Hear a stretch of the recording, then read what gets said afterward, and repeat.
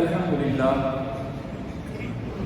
الحمد لله جل في العلا يجيب دعوة الداعي إذا دعاه ونشهد أن لا إله إلا الله وحده لا شريك له رضينا به ربا وبالإسلام دينا ونشهد أن سيدنا محمدا عبده ونبيه فاللهم صل وسلم وبارك عليه وعلى آله وصحبه والتابعين أما بعد فأوصيكم عباد الله ونفسي بتقوى الله قال سبحانه وتعالى يا أيها الذين آمنوا إن تتقوا الله يجعل لكم فرقانا ويكفر عنكم سيئاتكم ويغفر لكم والله ذو الفضل العظيم صدق الله العظيم.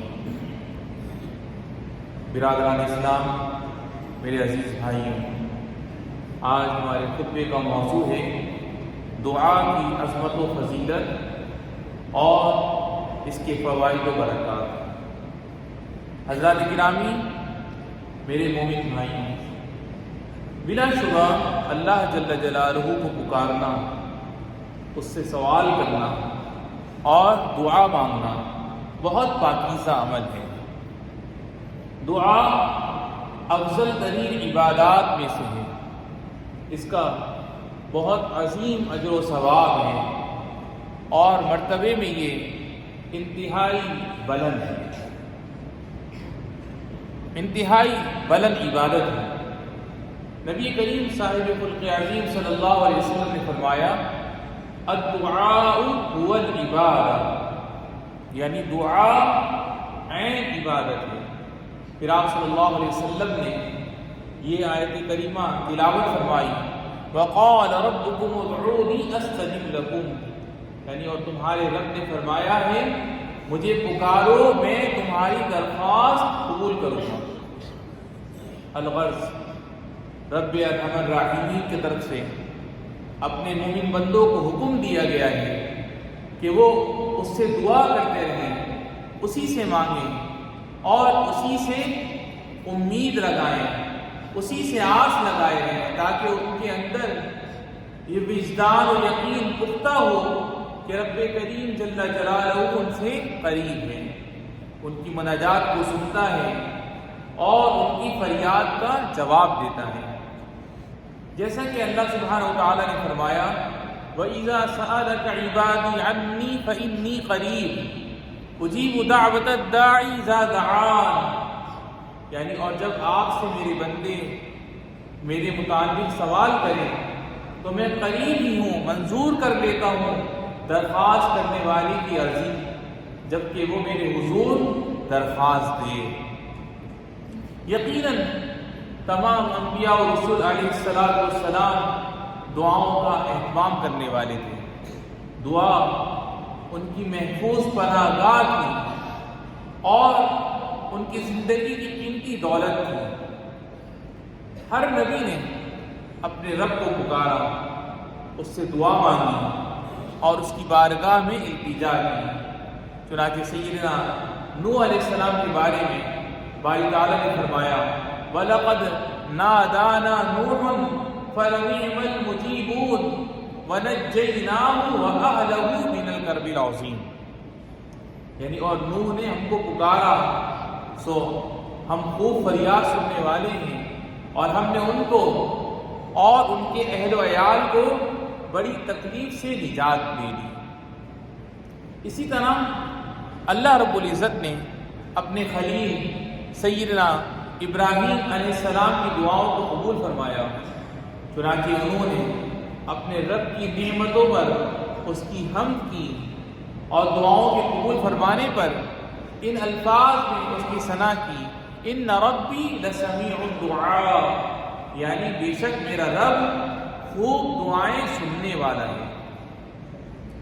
دعاؤں کا اہتمام کرنے والوں، اللہ کے نبی سیدنا یونس علیہ السلام نے رات کی تاریکی اور سمندر کی گہرائی میں مچھلی کے پیٹ سے اپنے رب کو پکارا تھا، تو اللہ سبحانہ و تعالیٰ نے ان کی فریاد سن لی اور اسے قبول فرما لیا، جیسا کہ ارشاد فرمایا فاستجبنا له وَنَجَّيْنَاهُ مِنَ الْغَمِّ وَكَذَلِكَ نُنْجِي الْمُؤْمِنِينَ.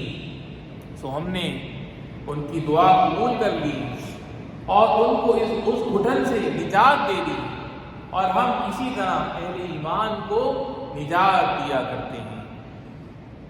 اسی طرح اللہ سبحانہ و تعالیٰ نے سیدنا زکریا علیہ السلام کی پکار سن لی اور ان کی دعا کو قبولیت سے نوازا، جیسے کہ باری تعالیٰ کا فرمان ہے وَزَكَرِيَّا إِذْ نَادَى رَبَّهُ رَبِّ لَا تَذَرْنِي فَرْدًا وَأَنْتَ خَيْرُ الْوَارِثِينَ فَاسْتَجَبْنَا لَهُ وَوَهَبْنَا لَهُ يَحْيَىٰ وَأَصْلَحْنَا لَهُ زَوْجَهُ.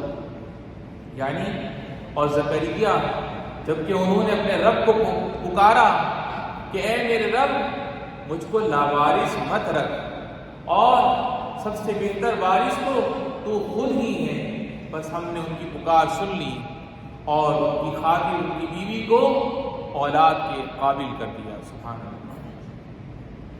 خود ہمارے آقا ہمارے نبی محمد عربی صلی اللہ علیہ وسلم بکثرت دعاؤں کا اہتمام فرماتے ہیں اور ہر گھڑی دعا میں مشغول رہتے. بس آپ صلی اللہ علیہ وسلم اپنے دن کا آغاز دعا سے ہی کرتے تھے. پھر نماز فجر کا سلام پھیرنے کے بعد یہ دعا پڑھتے اللہم انی اسألک علما نافعا ورزقا طیبا وعملا متقبلا. یعنی یا اللہ میں تجھ سے نفع دینے والے علم کا اور حلال روزی کا اور مقبول عمل کا سوال کرتا ہوں. آخر میں دعا ہے کہ یا اللہ ہم سب کو عز و انکساری کے ساتھ دعا کرنے اور اپنی طرف متوجہ ہونے کی توفیق عطا فرما، اور یا رب العالمین ہماری دعاؤں کو قبول فرما.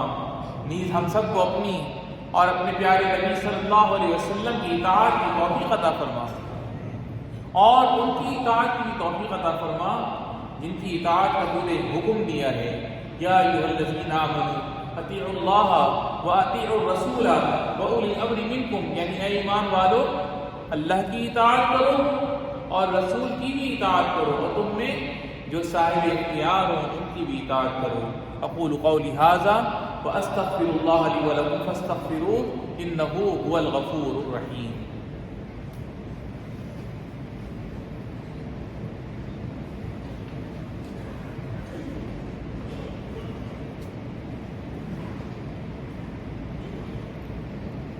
الحمد للہ سامع الاصوات مجیب الدعوات والصلاة والسلام على سيدنا ونبينا محمد خاتم المرسلين وعلى آلہ وصحبہ والتابعین. اپنے رب کو پکارنے والے مومنوں، دعا کے بڑے عظیم فوائد اور اس کے بہت کثیر فائدے ہیں. یہ ایسا نیک عمل ہے جو اللہ تعالیٰ کو بے انتہا پسند ہے. نبی رحمت صلی اللہ علیہ وسلم نے فرمایا لیس شیء اکرم علی اللہ تعالی افضل من الدعاء. یعنی اللہ کے نزدیک کوئی بھی شے اور کوئی بھی عمل دعا سے زیادہ افضل نہیں. بلا شبہ جو بندہ دعا کرتا ہے باری تعالیٰ اس سے راضی ہو جاتا ہے، اس کو اپنی رحمت و عنایت عطا کرتا ہے اور اس کی دعا ضرور قبول فرما لیتا ہے. جیسا کہ رسول اللہ صلی اللہ علیہ وسلم کا ارشاد ہے ما علی الارض مسلم یدعو اللہ بدعوۃ الا آتاہ اللہ ایاہا او صرف عنہ من السوء مثلها ما لم يدعو بمقسم او قطیعۃ رحم.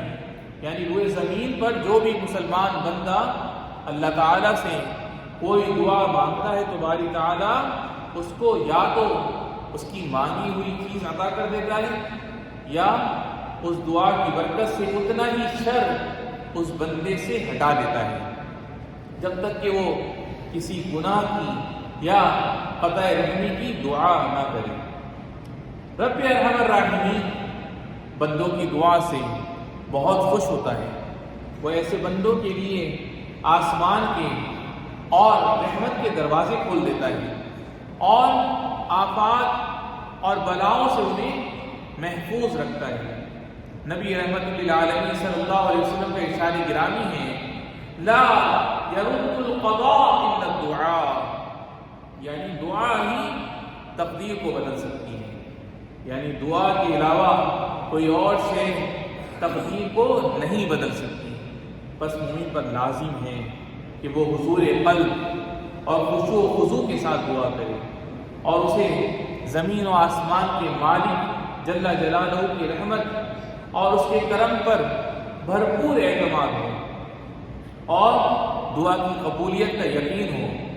رسول اکرم صلی اللہ علیہ وسلم کا فرمان ہے، ادعوا اللہ وانتم موقنون بالاجابۃ واعلموا ان اللہ لا يستجیب الدعاء من قلب غافل لاہ، یعنی اللہ تعالیٰ سے اس طرح دعا کیا کرو کہ تمہیں اس کی قبولیت کا یقین ہو، اور اچھی طرح جان لو کہ اللہ تعالیٰ غافل اور لاپرواہ دل کی کوئی دعا قبول نہیں فرماتا۔ جیسا کہ ہمیں معلوم ہے کہ دعاؤں کی قبولیت کے کچھ مخصوص اوقات ہیں، بس مومن بندہ قبولیت کی گھڑی میں دعاؤں کا اہتمام کرتا ہے، جیسے نماز کے سجدوں میں اور تہائی رات میں، اسی طرح اذان اور اقامت کے درمیان، اسی طرح وہ دعا شروع کرنے سے پہلے اللہ کی حمد و ثنا کرتا ہے اور نبی کریم صلی اللہ علیہ وسلم پر درود و سلام پیش کرتا ہے، پھر اپنے لیے اور اپنے والدین کے لیے بھلائی کا سوال کرتا ہے اور اپنے اہل و عیال کی کامیابی اور ان کی ضرورت کے لیے حسب توفیق دعا کرتا ہے۔ اسی طرح وہ اپنے وطن کے لیے اور اپنے حکمرانوں کی توفیق و فلاح کے لیے بھی دعا کرتا ہے۔ حضرت عبداللہ ابن مسعود رضی اللہ تعالیٰ عنہ فرماتے ہیں کہ میں نے اپنی دعا کا آغاز اللہ کی حمد و ثنا، پھر نبی کریم صلی اللہ علیہ وسلم پر درود شریف سے کیا، پھر اپنے لیے دعا مانگی تو میری دعا سن کر حضرت صلی اللہ علیہ وسلم نے فرمایا، سل تعطا سل تعطا، یعنی مانگو تمہیں اللہ کی طرف سے عطا کیا جائے گا، مانگو تمہیں اللہ کی طرف سے عطا کیا جائے گا۔ سبحان اللہ۔ یا اللہ، ہم تیری بارگاہ میں عاجزی کے ساتھ دعا کرتے ہیں اور تیری بارگاہ میں عرض کرتے ہیں کہ تیری ویسی ہی حمد و ثنا ہے جو تیری عظمت و جلال اور تیری قدرت و سلطنت کے لائق ہے۔ یا اللہ، ہم کو دین و دنیا کی بھلائی اور کامیابی عطا فرما دے، ہمیں ہمارے والدین، بہن بھائی، بیوی بچوں کو صحت و سلامتی اور عافیت والی زندگی عطا فرما، اور جن کے والدین اور جن کے بہن بھائیوں میں سے جو بھی تیری بارگاہ میں چلے گئے رب العالمین، سب کی بے حساب بخشش و مغفرت فرما۔ ھذا وصلی اللہ وسلم وبارک علی سیدنا و نبینا محمد وعلی آلہ وصحبہ اجمعین۔ وارض اللہم عن الخلفاء الراشدین ابی بکر وعمر وعثمان وعلی وعن سائر الصحابة الأكرمين والتابعين لهم بإحسان إلى يوم الدين۔ اللهم إنا نسألك من خير ما سألك عبدك ونبيك محمد صلى الله عليه وسلم۔ اللهم اغفر رئيس الدولة الشيخ محمد بن زايد ونوابه وإخوانه حكام الإمارات وولي عهد الأمين وسد خدا والدنا حاكمنا الشيخ الدكتور سلطان بن محمد القاسمي لما تحبه وترضاه۔ اللهم ارحم الشيخ زايد والشيخ راشد والقادة المؤسسين والشيخ مكتوم والشيخ خليفة بن زايد وأدخله بفضلك في سبح جناتك، واشمل شهداء الوطن برحمتك وغفرانك۔ اللهم اغفر لآبائنا وأمهاتنا، اللهم ارحم المسلمين والمسلمات الأحياء منهم والأموات، اللهم اسقنا الغيث، اللهم أغثنا، اللهم أغثنا، اللهم أغثنا عباد الله۔ اذكروا الله العظيم يذكركم واشكروه على نعمه يزدكم، وآخر دعوانا الحمد لله رب العالمين، وأقم الصلاة۔